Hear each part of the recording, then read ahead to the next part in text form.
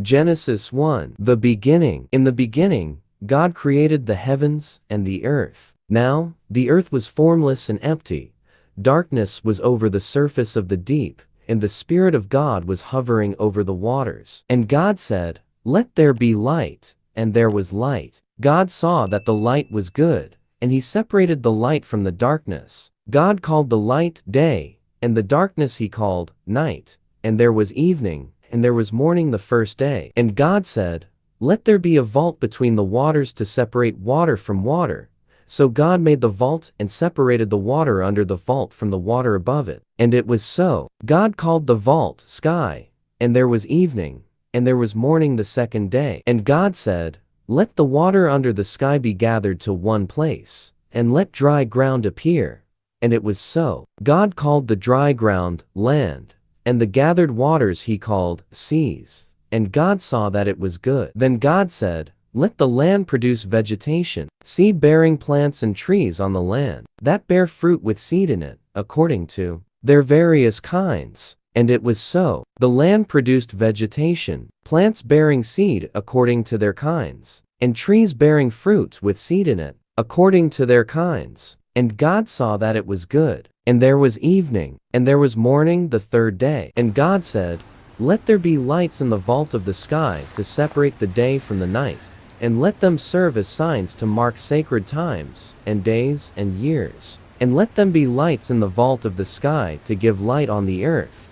And it was so. God made two great lights, the greater light to govern the day, and the lesser light to govern the night. He also made the stars. God set them in the vault of the sky to give light on the earth, to govern the day and the night, and to separate light from darkness. And God saw that it was good. And there was evening, and there was morning the fourth day. And God said, "Let the water teem with living creatures, and let birds fly above the earth across the vault of the sky." So God created the great creatures of the sea, and every living thing with which the water teems and that moves about in it, according to their kinds, and every winged bird according to its kind. And God saw that it was good. God blessed them and said, "Be fruitful and increase in number and fill the water in the seas, and let the birds increase on the earth."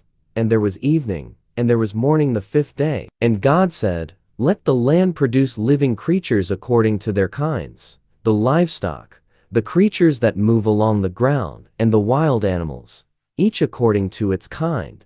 And it was so. God made the wild animals according to their kinds, the livestock according to their kinds, and all the creatures that move along the ground according to their kinds. And God saw that it was good. Then God said, "Let us make mankind in our image, in our likeness, so that they may rule over the fish in the sea, and the birds in the sky, over the livestock and all the wild animals, and over all the creatures that move along the ground." So God created mankind in his own image. In the image of God he created them. Male and female he created them. God blessed them and said to them, "Be fruitful and increase in number. Fill the earth and subdue it. Rule over the fish in the sea, and the birds in the sky, and over every living creature that moves on the ground." Then God said, "I give you every seed-bearing plant on the face of the whole earth, and every tree that has fruit with seed in it. They will be yours for food. And to all the beasts of the earth, and all the birds in the sky, and all the creatures that move along the ground, everything that has the breath of life in it, I give every green plant for food."